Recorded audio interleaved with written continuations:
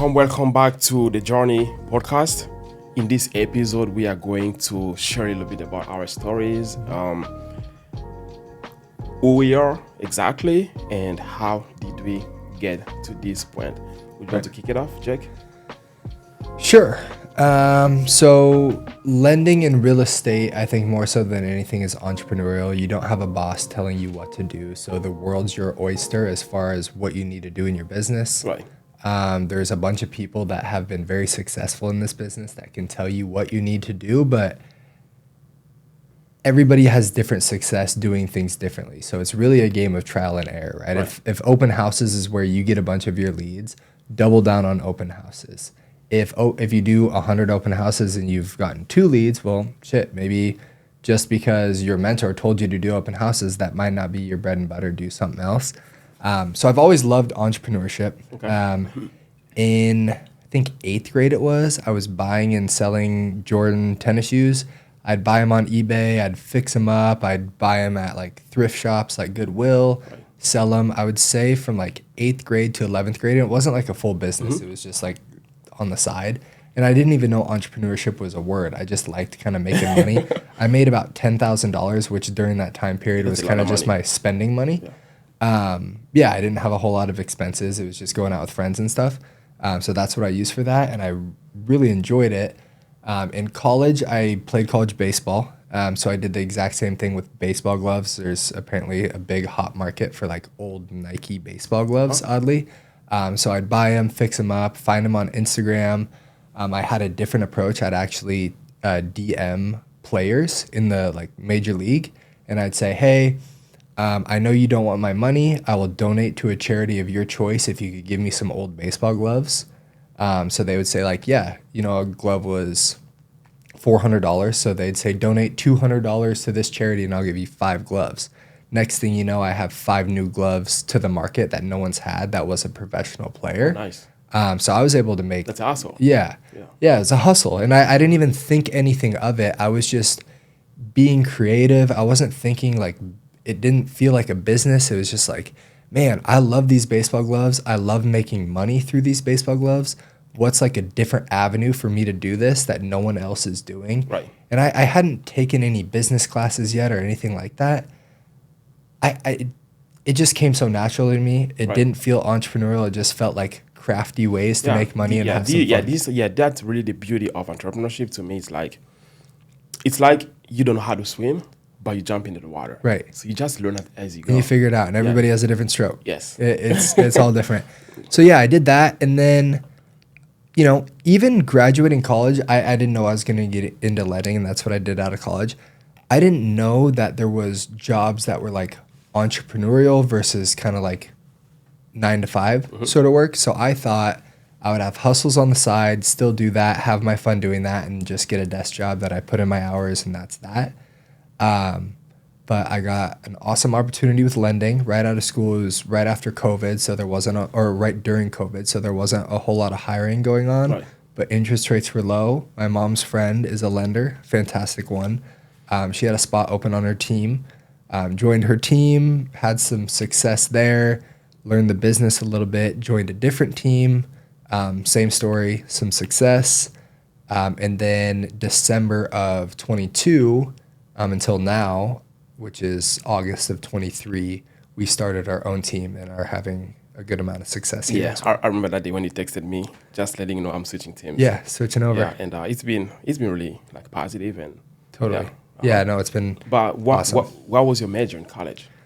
So I was business management with an emphasis in entrepreneurship. So when I was doing the baseball glove stuff, I was at a different college playing college baseball. So I hadn't taken any business classes or anything.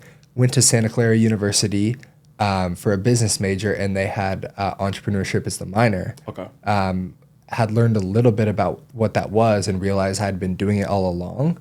So I was like, man, this is perfect. So I learned a little bit about business, a lot more about entrepreneurship and how what I was doing is exactly what that word means, which got me thinking a little bit like, hey, like, I don't know what it's going to look like yet. I didn't think it was going to be real estate. I just knew I wanted to do something where it was me figuring it out rather than being told what to do every day. Yeah. I feel like if you are born with that entrepreneurship spirit, it's almost impossible not to go after it. Right. Just because there is something inside of us. I wouldn't call it ego, but it's that stamina and that dog that I gotta try this. I want to see what's gonna happen. If this works or not, what will be the outcome? Right. So it's more of who you become in the process, what you learn along the way, what the journey looks like, and just see if the results will actually match to what you actually dreamed of. And I got scared straight a little bit too. A couple buddies that graduated a year before me, graduating with accounting degrees, and they got into accounting at one of the big four firms. I think it was Deloitte or KPMG or one of them. And after a year, and I would keep in touch with them, they'd come back to the school and have some fun with us. But after the year, they all quit and they said it was miserable. And I wasn't on the path for accounting, but I was potentially on the path for a 9 to 5. Right. And they said just being at their desk, being just glued to the work 24/7, and it wasn't work that they could be creative with. It was like, you just need to do these 10 tasks before 5 p.m. And if you don't do them by then, you have to do them later. It scared me straight into the sense where it's like, okay, this entrepreneurship thing isn't only what I like, but it's what I have to do. Yeah. And the beauty of it is, if you become successful, or should I say, when you become successful as an entrepreneur, then you buy your way to freedom. Right. Yeah, as you said in the beginning, nobody tells you what to do. Nobody tells you what to wake up. Nobody tells you when to go to bed. You are basically your own boss, right? Yeah. My journey is, I would say it's kind of similar and opposite to where I was born and raised in Congo. And my dad he was working 9 to 5 his whole life, but he also had that entrepreneurship spirit. So growing up, I came from a huge family. I have 9 siblings.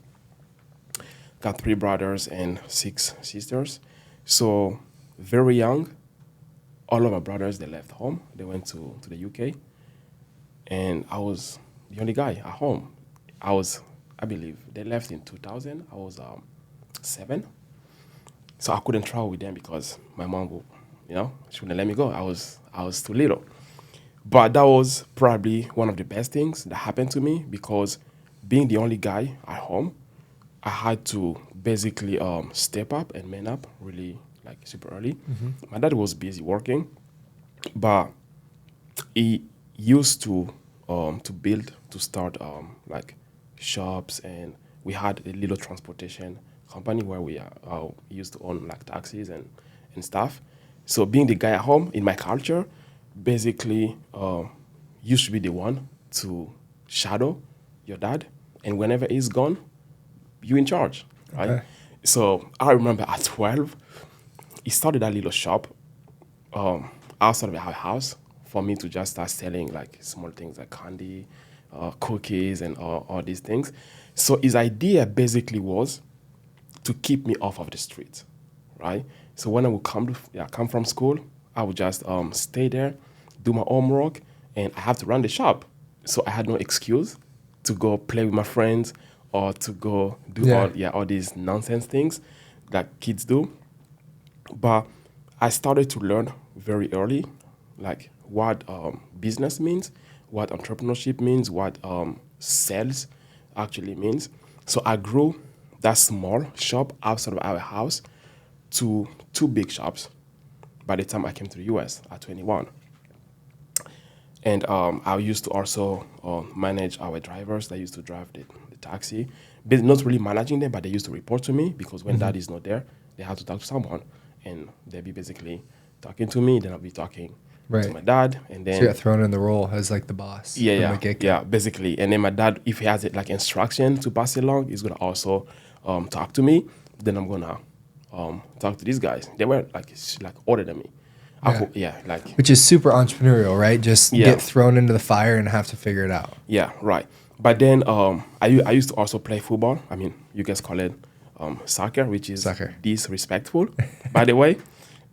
So I used to play football for my school and for the team. But my parents never really wanted me to play sport, because for them there was no future. in sport. So you have to go to school, you have to have a degree, then you have to have a good job, have a good job, and then eventually you have a good life if you have a good job. Which I understand it comes from a place of love because they wanted the kids to have some sort of security. Right after high school, I had a knee surgery. Then I had to stop playing football. But my mom always wanted me to be a doctor. So they sent me to medical school. But to get me not only away from my hometown, but away from football, I had to go 2 hours away from my hometown to like a different medical school where I wouldn't be able to play football.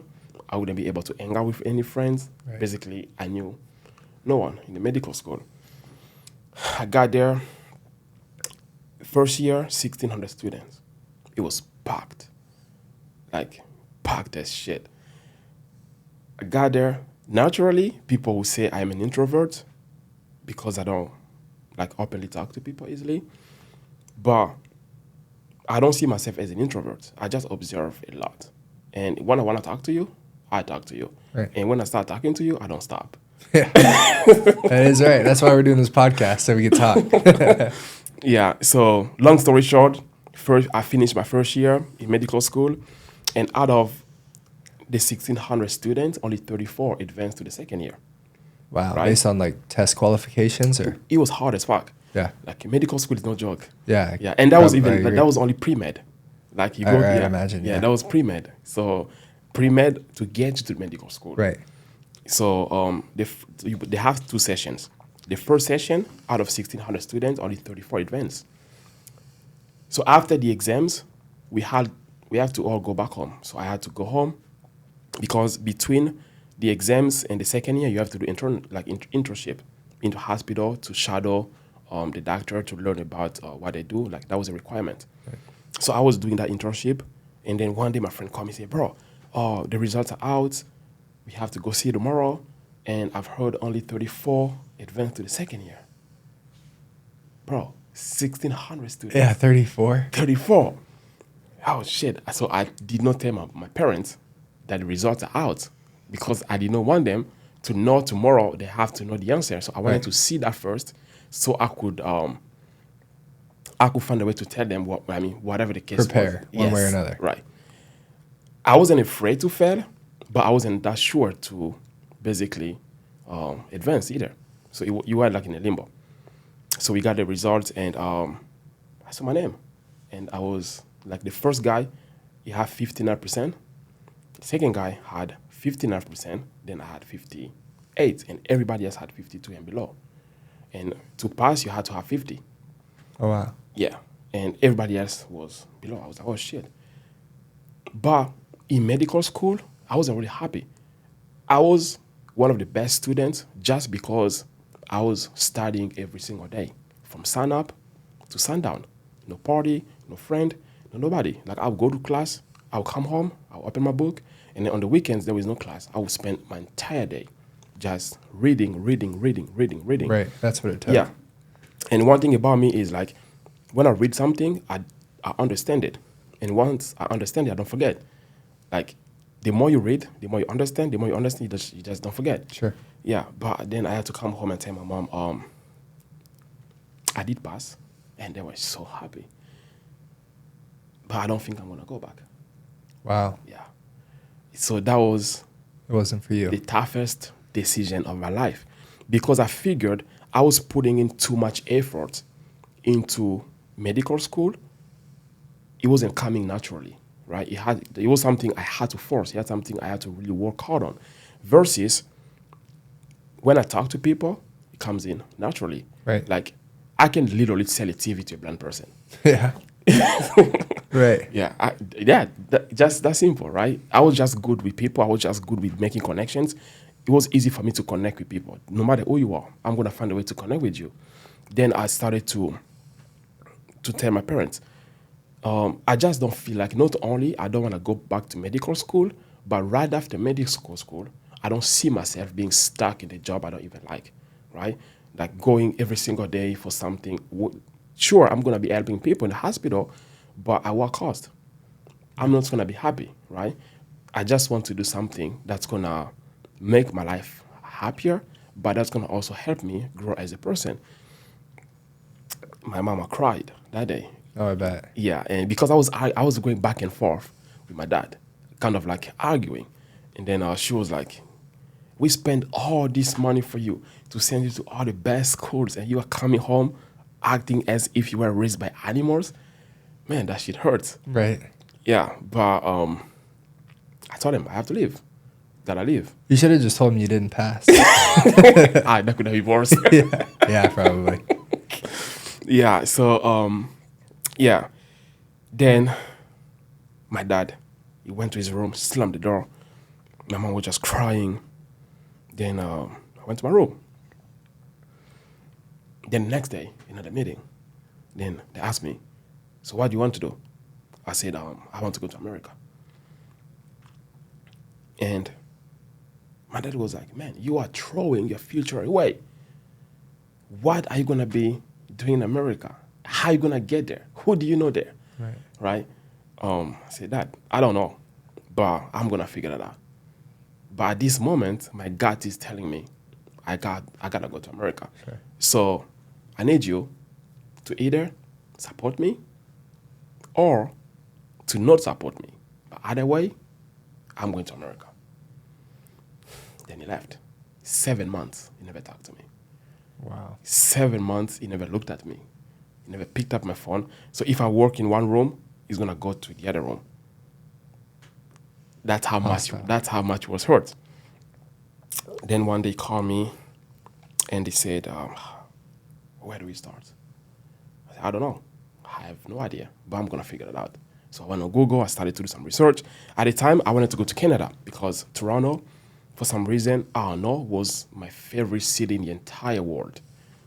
And I tried to go to Canada, started the process and all of that. But in between, I started to also do some kind of like entrepreneurship things, basically selling shit to just get some money because it costs a lot to drive back and forth, to pay for transportation, to travel, to look for this, to pay for these documents. I wouldn't let my parents to spend all the money by themselves. So my friend and I, we started selling SIM cards on the street. So basically, let's say you are using T-Mobile, and our job was to sell you another T-Mobile SIM card. Yeah, so to find a way to persuade you to have a second one. Okay. And that's how we made a living. So if you could sell that, you could sell a lot of things. Yeah, so that's just how I developed my sales skills. And coming into the US, finally, after being denied a visa about 14 times to go to Canada, I ended up in the US. And I got here. I couldn't speak any English. In 2015, I basically had no money. My dad gave me $1,200, and that was it. I came May 1st of 2015. The next day, I had to pay rent. So half of my money was gone. Right. So I had to start from scratch. So I got this job as a janitor, basically cleaning the floors, taking the trash out, and I made my way up to running the entire company in 3 years. But even then, that was my dream. When I was cleaning the floors, taking the trash out, my dream was to run the company. But after I got there, that was it. That was my dream. I didn't even have any more drive. I didn't have any passion. And I was coming to work and it was boring. I was making a lot of money, but one day I just told my boss, this is not for me anymore because the drive I had in the past, I don't have it anymore. And it's unfair to you, it's unfair to my employees. I just don't want to come here and not being able to give you 1/20 of myself. I just feel like I need to move on. And after 7 years, I had to finally quit my job and find something else. Then I got into real estate. But that's going to be maybe for another episode. Between when I came to the US to when I got into real estate, I started 5 other businesses, which I failed in America. Right. And you know that I ended up losing everything in the process. Yeah. I was homeless in 2019, negative 2,800 in the bank. So that's going to be for another episode. But I left my job, got into real estate, and here we are. Yeah. Yeah. Yeah, no, and I don't mean my story to sound like it's been all rainbows and butterflies in lending, right? We started 2020, it hasn't been, I had success, I started my own team and we're having success. I mean, it's been Definitely up and down. You know, we've seen different markets. We've had deals go our way. We've had deals not go our way. We've had partnerships that worked out, partnerships that It's didn't very work scary. out. Like, it's very Right. scary whether you are a loan officer or a real estate agent. Having a commission-based job Yes, very scary. is very scary because we get into this industry, into this job, you have zero guarantee. I'm not going to have an income next month. All right. Versus when I was on my 9 to 5, I was just going every morning and I know at the end of the month, I was paying X amount of money. Whether you were zoned in or zoned out, Right. didn't matter. Yeah. So it takes a lot of guts. It takes a lot of courage to really jump into this industry and then be as successful as we are because Right. don't take anything wrong from us. We are killing it. But it takes a lot to get here. Yeah, if you think you're getting into entrepreneurship because you don't want to work 8 hours a day and that's your biggest qualm with a 9 to 5, that's fine. But realize, I hope that reason is because you want to work more hours than 8, not because you want to work less. So Yeah, I mean that's a conversation I was having with one of my friends, I believe, last weekend. I said some people work 9 to 5, some people work Monday to Friday, but us as entrepreneur, we have to lose the notion of time. Time doesn't exist anymore. right, Right? You work until the job is done, and you are going to miss on a lot. Like, you have to make a lot of sacrifice. You are going to miss on parties. You are going to miss on very important events. You are going to miss on very important moments. But that is the due, the sacrifice you have to make. You have to pay your dues. Right. Otherwise, you'll be fucked. well, as an entrepreneur, especially in our industries, we're competing with a lot of other people. There's a lot of lenders. There's a lot of Right. real estate agents, not only nationwide, but in our specific market. Yeah. So if you're just doing the bare minimum to get by, You'll be out. you have no chance. Yeah. You quite simply have no Right. chance. Because if for example, Mr. Miller wants to buy a house and they call me, I'm not able to pick up the phone. They call the Going next straight guy. to the next guy. They go to the next guy, and you lose on the business. So, and I would say in this industry, like newer people coming into this business, they have to understand for the first maybe 2, 3, 4 years, you have to be available, like Right. most of the time. Weekends. You have to Holidays, yes, and everything. you don't have the luxury to say no. That's honestly when you get your deals. Yes. You know, for me, for my first 2 years, there wasn't a whole lot of deals going around, but the deals that I did get were usually nights and weekends. Right. Just because somebody needed a pre-approval fast. Their lenders at big banks or the lenders that's the big hot shot that makes a bunch of money aren't available. I'm available. They respect that. And that's what it takes at the beginning. That's just what you have to do. Now, later on, you know, you put in that sacrifice in the front end to maybe not have to do it quite as much later on once you have your systems and your processes and Right. you're established. But at the beginning, I mean, it is quite a bit of legwork. Yeah, you have to show up. You have to just do the work. And most people, I mean, I feel like the number one fear for most people is also public opinions, right? Totally. And and for me, I got to a point where I just don't give a fuck anymore. Yeah. I do what I have to do. I take action. I don't make excuses. I'm there for my clients. You call me weekends, day, I'm available, right? If you want me to meet you at your house, if you want me to meet you at a coffee shop, I'm not gonna make myself available because I know my competition is maybe not doing the same, right? By me doing that every single day for 12 months, 24 months, 36 months, my competition will be like 3 years behind me, Right. right? And that's gonna just set us so far apart, and they wouldn't be able to catch up. Yeah, I think a lot of people see people in successful places and think they have the secret sauce or they did something that no one else thought of, whatever it might be. But it is quite literally putting your head down and doing the legwork for a decade. If you can do the monotonous stuff that no one else wants to do, like for me, I know it's make my calls and do my face-to-faces every week. If I can do that nonstop and not get tired of it for a decade, I will have undeniable proof of why I am where I am at. Right. And where I'm going to be is going to be in an awesome spot financially and in this business. And I know that's the truth because there's a lot of people that I have in my life, mentors in this business, that have said that, and that's what they do, and they're living proof of it. So Right. it's not like some sort of secret sauce. Yeah. Plus, not only it's gonna help you to grow your business and to grow as an entrepreneur, you are also going to grow just as a person. Right. Because the person you become along the process is very important. Yeah, that determines exactly who you are, and it's just fantastic. Yeah. Because if I look back like a decade ago when I decided to quit medical school, along the process for the last 10 years, I've been through a lot. But if I have to redo things again, I would do it exactly the same. Really? Yeah. Definitely, I would do it exactly the same. Very cool. Yeah, because every decision I made, that's what got me here. Right. Yeah. Shape the person you are. Yes. So, yes, that was a little bit about us. We are going to dive more into details about some specifics on what we have been through, for example, along the process.